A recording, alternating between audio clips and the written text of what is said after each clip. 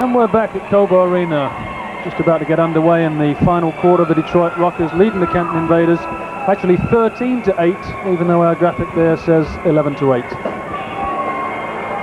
And important for the Rockers to keep this momentum going. Important goal there from Sean Bowers, Nick. Oh yeah, definitely up by 5 points going into the last quarter there. They did exactly what they had a great game plan going in that third quarter, I thought. They stayed back, they forced Canton to try and create openings, and by doing so, Canton gave up openings to the Rockers on the other end. I think we're going to see Canton have to push forward a little bit now. There's Andy Chapman shot from distance, out to John Dugan. And off the boards there, Marco Rizzi reads it very well. Prescott needs to get there, those long legs of Dugan reaching out for that one. And the shots on goal in the game so far. Canton leading 23-19, but Detroit leading where it counts the most on the scoreboard. And there's Oscar Pisano.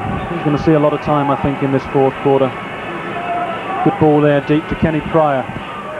He slows things up, back out to Dick McCormick. Into the corner, John Dugan fires that one off the glass. Rizzi heads it out, but only as far as Keenan Michael. Again, back to Pisano. McCormick looking for John Dugan. Instead plays it back to Pisano. Pisano looking for that player deep in the corner. Well cut out by Bowers to Prescott. Rizzi making a run to his left. Good ball in there to Chapman. And that one's going to come back. Goes for the bicycle kick.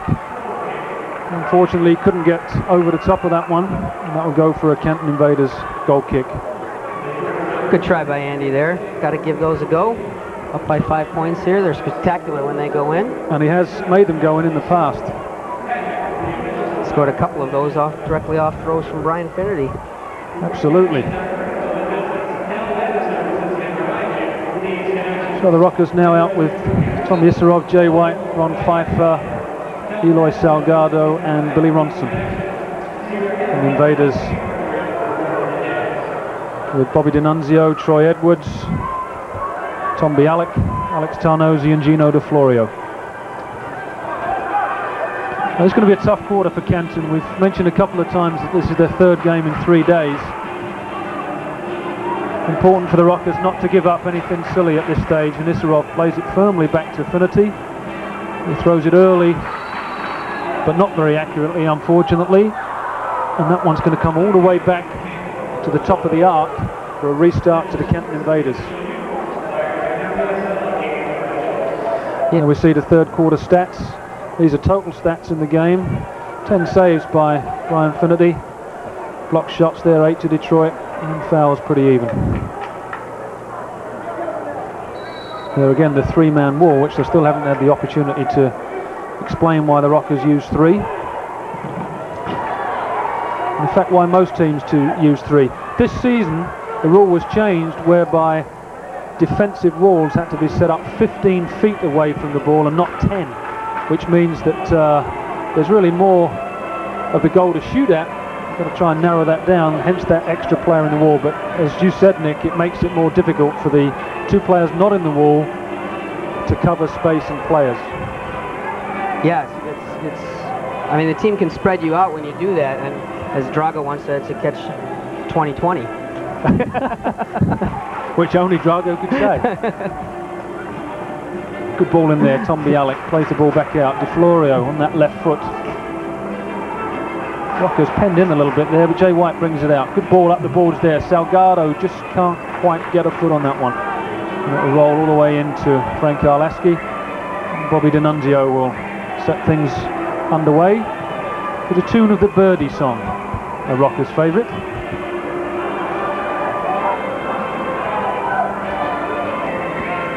Scoring summary in the third quarter, Marco Rizzi scoring the goal off his follow-up to his first shot. First goal in a Rockers uniform.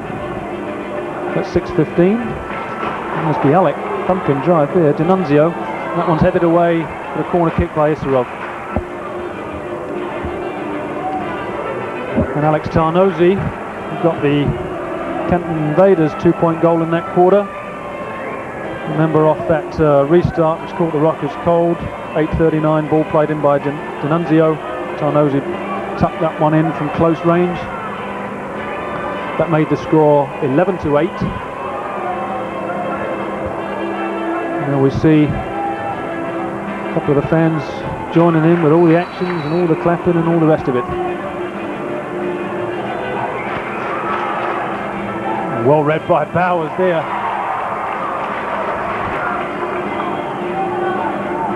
Very well read by Bowers.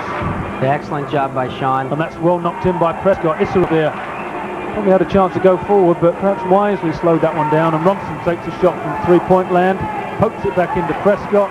Chance to bring the ball back out. Good ball from Bowers. Isserov with a bit of space in front of him, but he's going to knock it back to Bron Pfeiffer. Pfeiffer to Ronson. Looking for somebody to go deep there, and he's faked two players out of the play there in Canton uniforms. He fires the ball in. Looking for Chapman coming in far side. And there's Chair just holding on to John Dugan, who in turn tugged at Chapman's shirt. Chapman with the first foul, and that's the one that's called. Pisano to McCormick. To Keena Michael just down in front of us. Plays the ball into the Rockers zone. Back out to Michael. He's looking again for the post-up player, John Dugan or Kenny Pryor. Dugan there doing a good job holding off Rizzi. Kenny Pryor beaten to the ball by Randy Prescott. Knocked in again by Michael. And well read by Scott Geraghty, not allowing Dick McCormick. Chapman looking for support. Slugging. Smart play by Andy holding it up. Letting players sub onto the game, get into the game. And also kill some time on the clock here. Just 10.5 minutes to play. As he comes in there. Unfortunately it bypasses Geraghty, and the Canton Invaders will build once again from the back.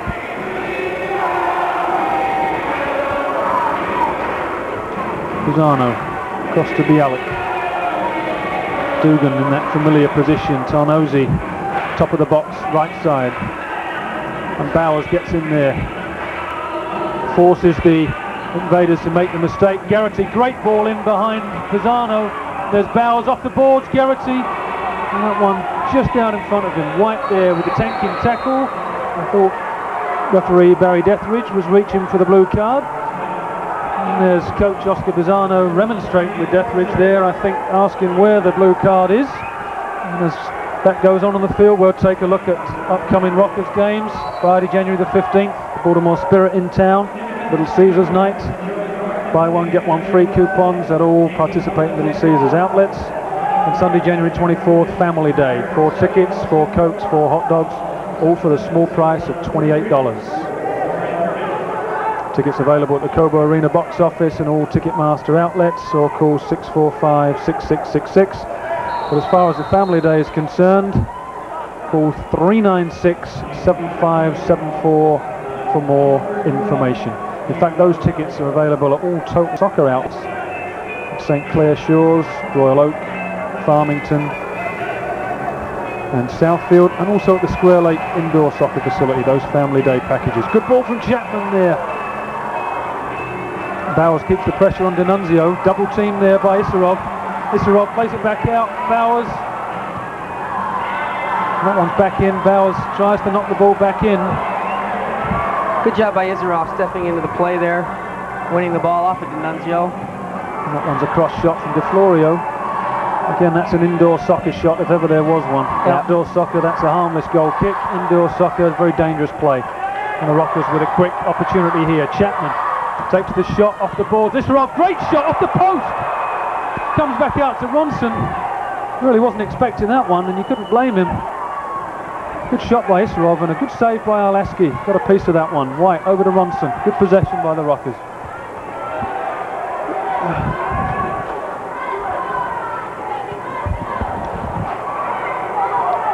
Canton Invaders attacking now to their end. Bobby D'Annunzio down the right side. 4-on-3 here. And a good block in there by Bron Pfeiffer. Billy Ronson comes out. Eloy Salgado joins him. Quick 2v1. Salgado back across to Ronson. A little bit too far out in front. Ronson tries to knock the ball back inside of Jay White. Can't do so. And that gives the Canton Invaders an opportunity for a quick 3v2. I don't think Canton has the energy to get down there for a quick 3v2 though. Bobby hit the didn't want nail any on the part head of there. it. Dick McCormick sticks that one behind the goal for a goal kick. Oscar Pisano not too thrilled about that. Up and down game, really it's going to favour the Rockers more than the Canton Invaders at this stage. And with the score, the Rockers 13 and the Canton Invaders 8. We'll take a break.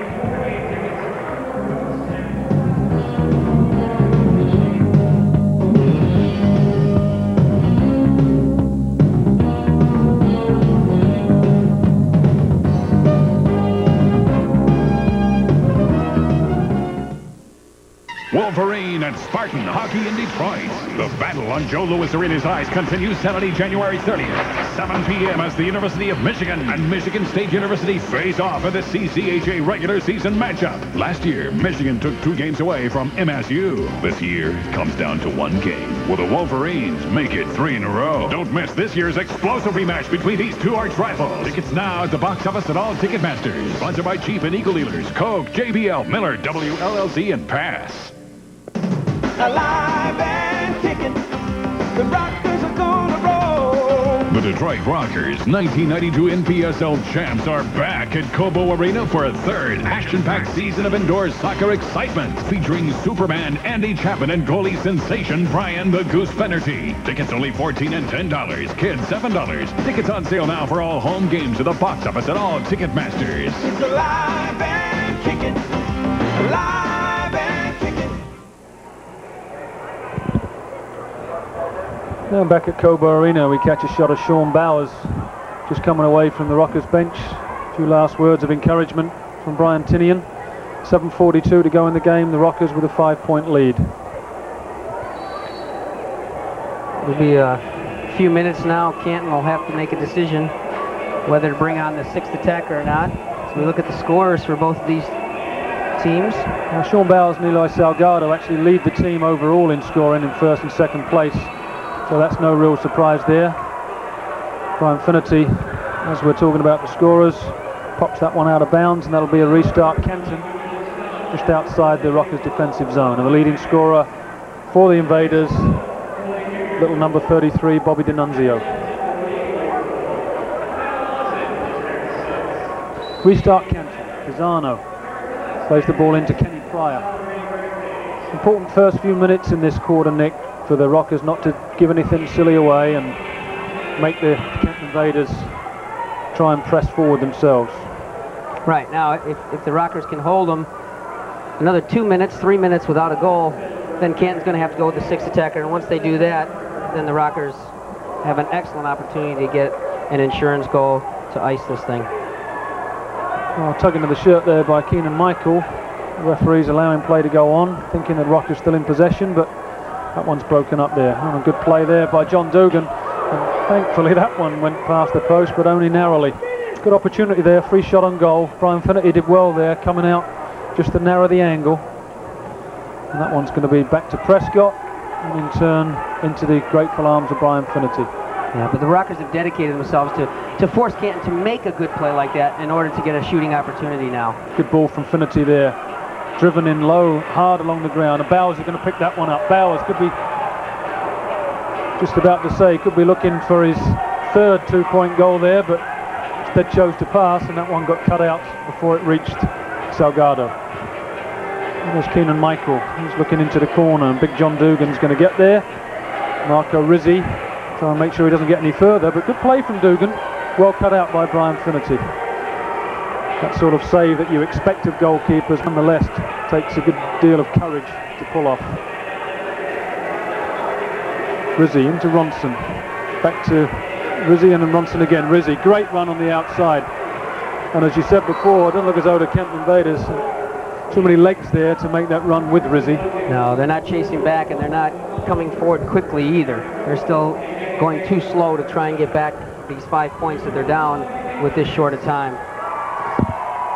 I must admit, I like the look of that banner, Nick. Be nice to see another one next to it. It certainly would. Well, once the Rockers get into the playoffs, and they can adjust now that they've gotten over their injuries and have the personnel that they'd like to see out there. Well, I think we might still see one or two more changes on the roster. There are one or two possibilities. The key is to have the healthy bodies, which the Rockers now have. Still got Doug Landerfelt on the disabled list, and he should be back shortly. And then it's going to be some interesting decisions to be made, because the Rockers currently have 16 players on the roster, which is a lot they haven't had too much of this season. But Doug Landerfelt would make 17. So there's going to have to be some changes at some point. And by that I mean players leaving the club in one form or another. Good ball from Pfeiffer. Jay White, early shot there, and a good one. 2-on-1 break though. DiFlorio plays a good ball in. Tarnosi, Isarov forces him to play it back. Bialik, far side. Rockers got 4 players back. Interesting play there. Jay White.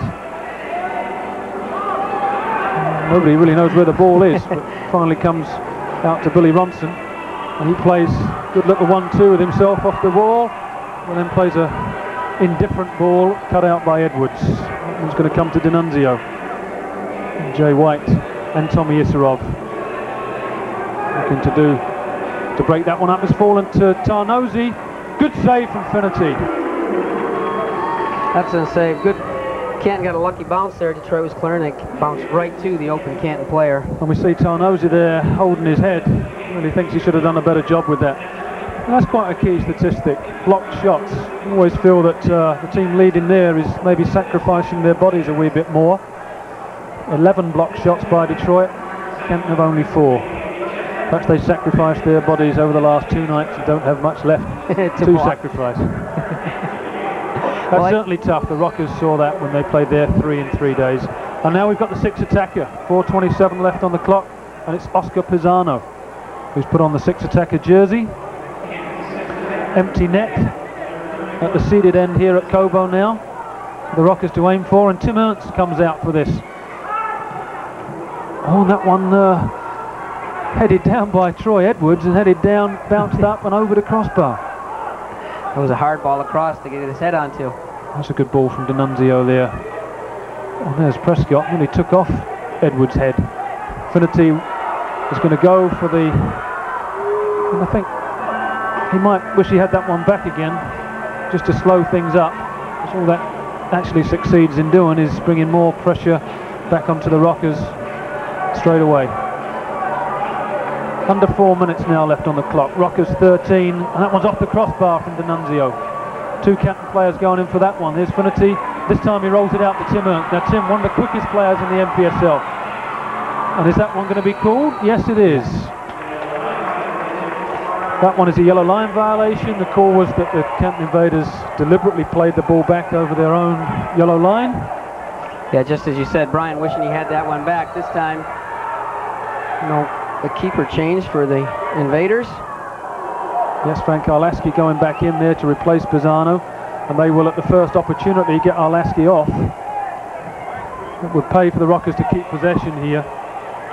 Play a little keep away, kill a couple of minutes. Doesn't happen. We'll see Arlaski release this ball, and he'll come off, providing they don't give it straight up, which they have. So Arlaski will stay. Bowers, good opportunity for him here. Slides the ball into Chapman. Plays the ball back for Jay White. Good opportunity to kill some time here. Bowers back to Pfeiffer. Pfeiffer will knock it in, and Chapman will get on the end of that one. Smart play by Detroit, pulling it out there. Chapman was playing it for Jay White, who made the run inside. But that effectively killed close to a minute. And now we're at just over 2 minutes and 30 seconds. Pisano back on, 6th attacker for the Invaders. And that's cut out by Jay White. It's not going to go in, but D'Annunzio can't pick it up. He's not the goalkeeper. But Pisano is. Out at midfield.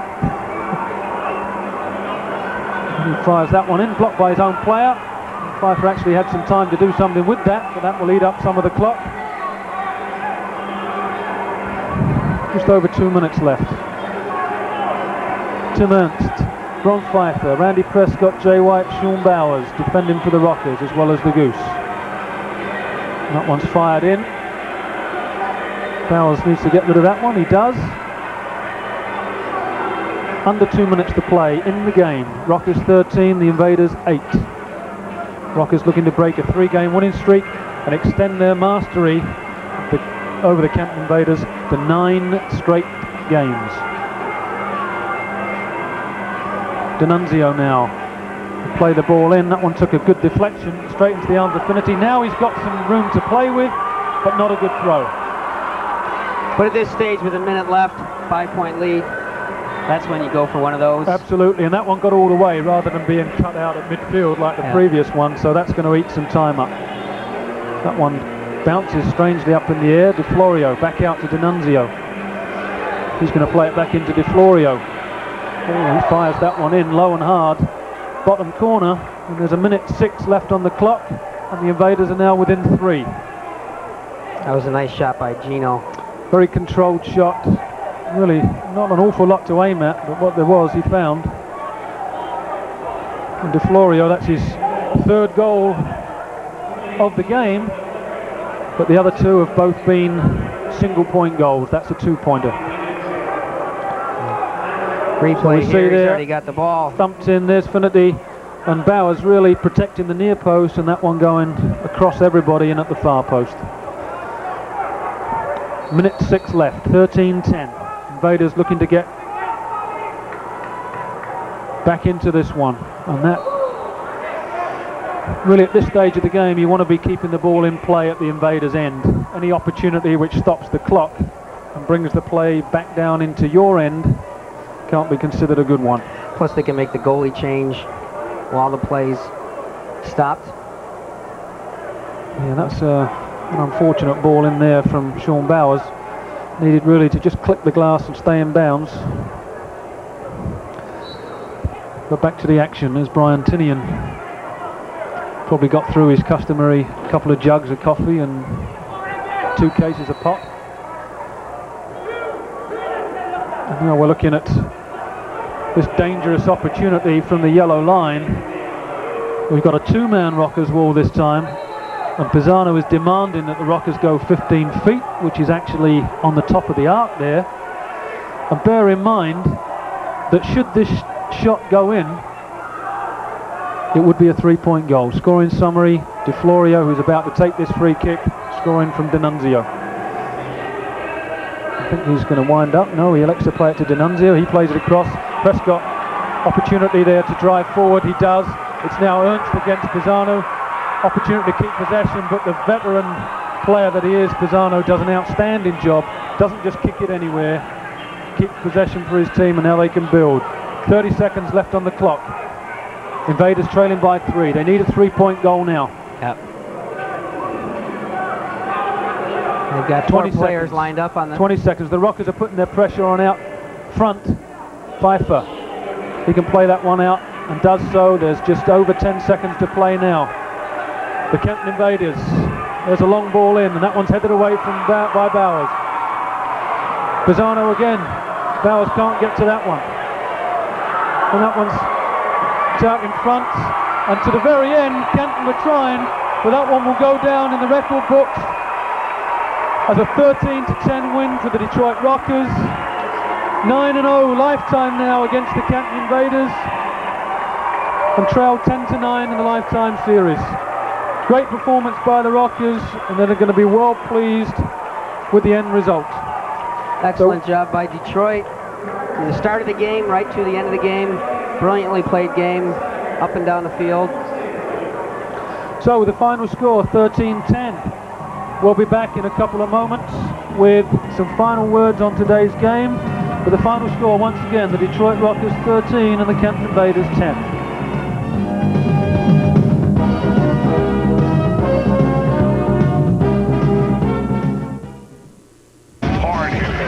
Lightning fast and high scoring. Detroit Turbos are back for the 93 season. The National Division champs take on the world champion Buffalo Bandits, Pittsburgh Bulls, Boston Blazers, and New York Saints. You can be part of the action for one low price. Detroit Turbos season tickets start as low as $50 and make a great holiday gift. Call 313-396-7575 to order now. Regular season begins January 16th at Joe Louis Arena. For more action, you'd have to join the team. The Wings 91-92 season. The totals tell the tale of one of the most successful seasons in club history. A taste of title contention. adding the Norris Division Championship banner to rafters of the Joe. But now it's time to fine-tune, to introduce new elements and turn up the heat on the NHL. This season, the Red Wings and 10 to contend for the Cup. Brett Hull and the Blues are back in town. Monday, January 11th, the game is on Pass. Wolverine and Spartan hockey in Detroit. The battle on Joe Louis Arena's ice continues Saturday, January 30th, 7 p.m. as the University of Michigan and Michigan State University face off in the CCHA regular season matchup. Last year, Michigan took 2 games away from MSU. This year, it comes down to 1 game. Will the Wolverines make it 3 in a row? Don't miss this year's explosive rematch between these 2 arch rivals. Tickets now at the box office at all Ticketmasters. Sponsored by Chief and Eagle Dealers, Coke, JBL, Miller, WLLC, and Pass. What time is it? Time to reel off NBA action. A 4-star basketball show with a jamming lineup. For the history buff, a stroll down memory lane. For the inquiring mind, the up-close and personal. I'm a bad dog. And for you basketball aficionados, start counting the plays. Oh, yeah! All in NBA action. NBA action, Tuesday night on Pass Sports. Just watch us. And we're back at Cobo Arena. Final score, Detroit Rockers 13, Canton Invaders 10. Good win for the Rockers, Nick. Great win for the Rockers. Detroit needing this win here to get themselves back in the playoff picture.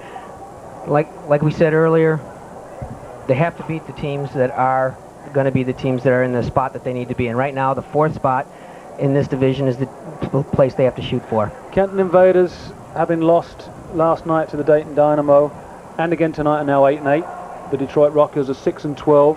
3 games behind that final playoff spot. And I think the feeling amongst the players and amongst the coaches and everybody connected with the club is that the team is now starting to put it together. Even although 3 of the last 6 games have been lost, only in one of those games did the team not play well. Now that the fresh faces have fitted in, the injuries are now a thing hopefully of the past. We've got a full 16-player roster. Everything seems to be coming together, really at just the right time, because you don't want to build a bigger hole for yourself. No, you can't. They've got to pull themselves out at this time. If they wait any longer, like you said, they'll be too big of a hole.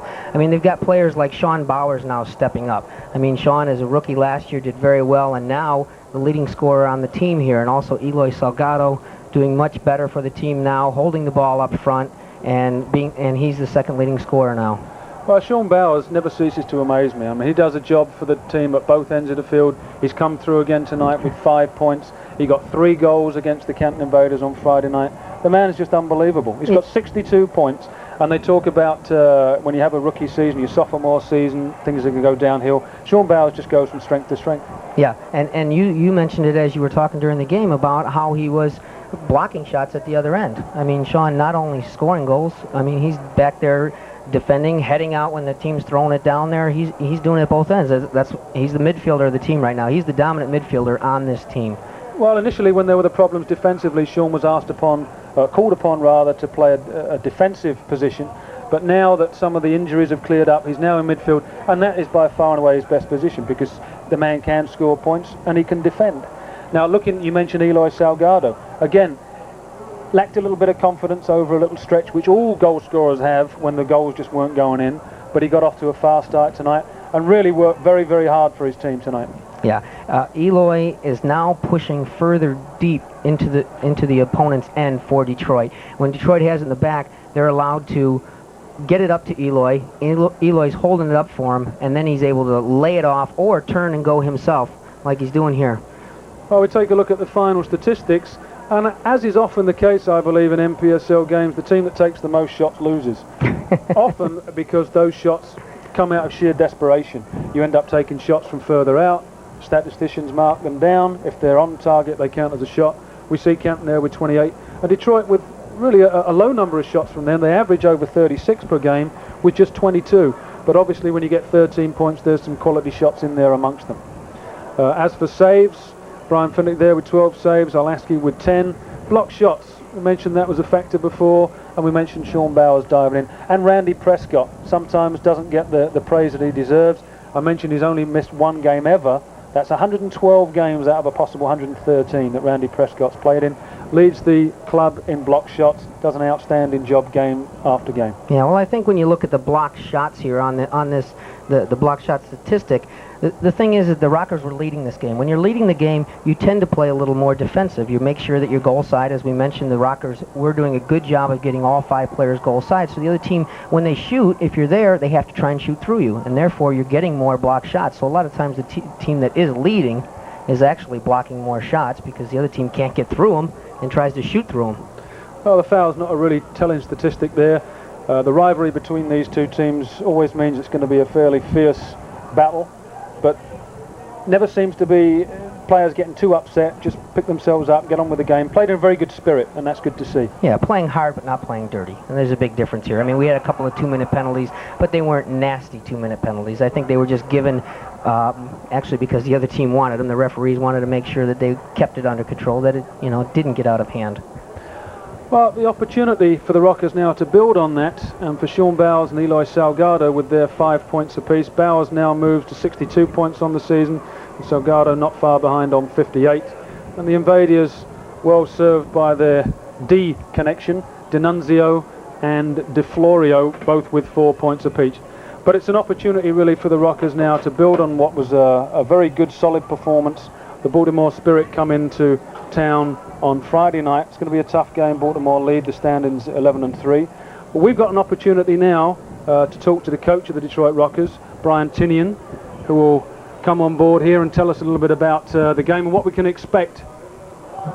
But we're going to just go to a break first, so when we come back after these messages, the final score, once again, the Detroit Rockers 13 and the Canton Invaders 10, and we'll be back with Brian Tinnion after the break.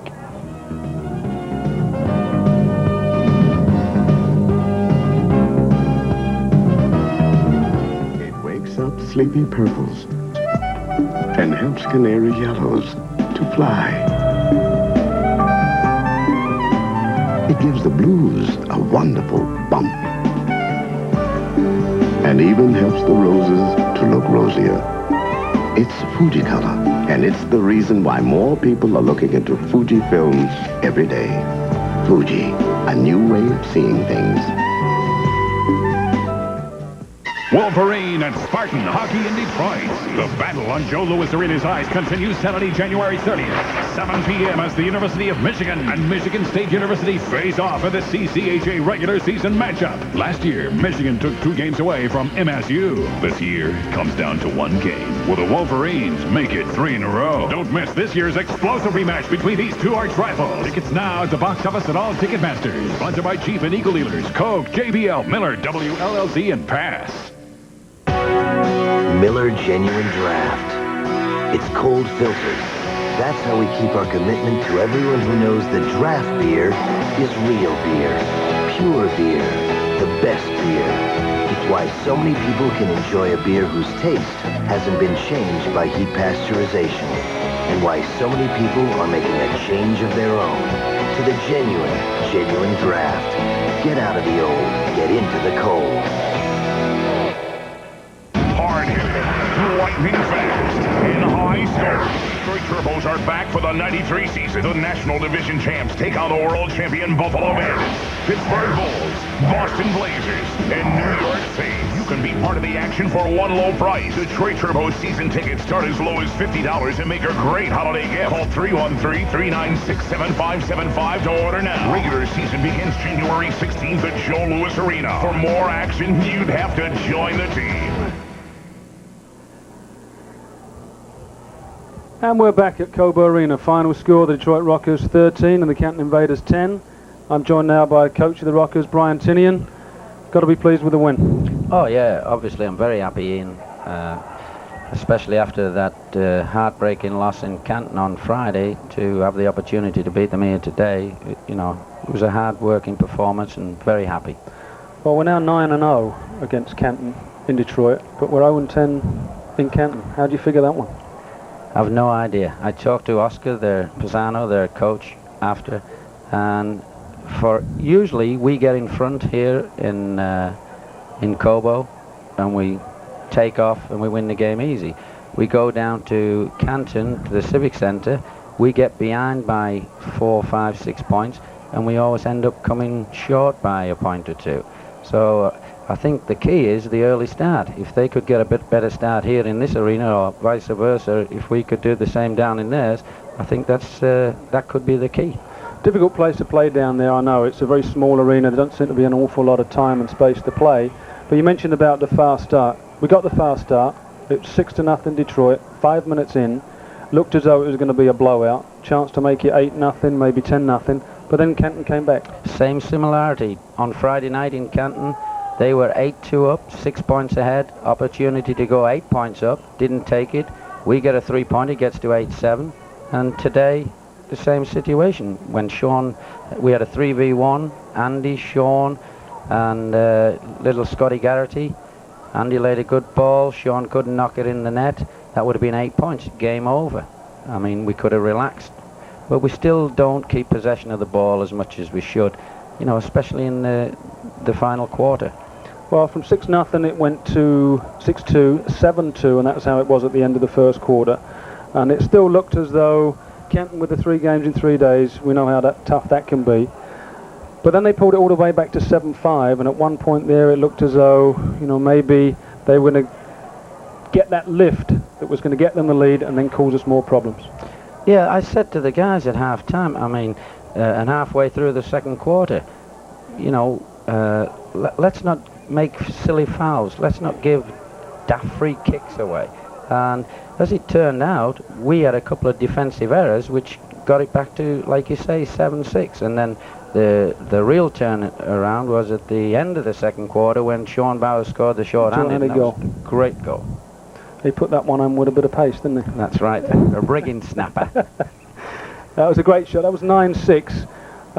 But then they still sort of hung around, 11-8 at one point, and then 13-8, and that was looked as though it was going to be it. And even then, they got the goal when they went to 6 attacker at the end, made it 13-10. Yeah, well, a lot of teams have improved their 6 attacker, us included.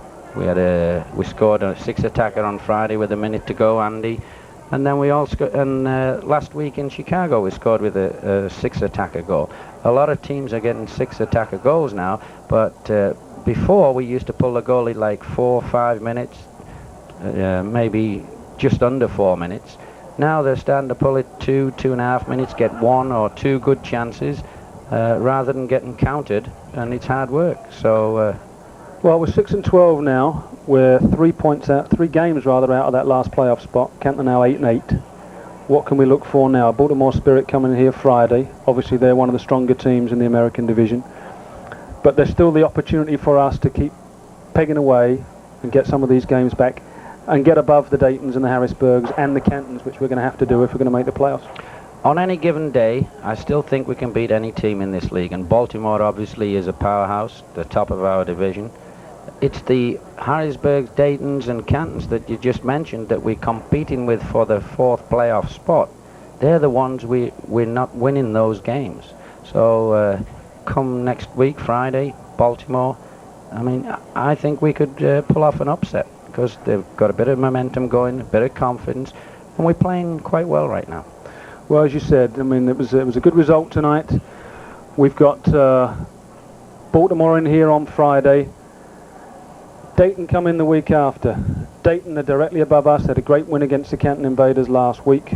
Dayton's a team we've got to win, and don't we owe them one for the home opener here? Yeah, that was that was a heartbreaker. Overtime, first game. We weren't fit, but we still had an opportunity. Once again, we blew an 8-2 lead, and then after having 5 or 6 great chances in overtime, and then they got a cheap one off a set play.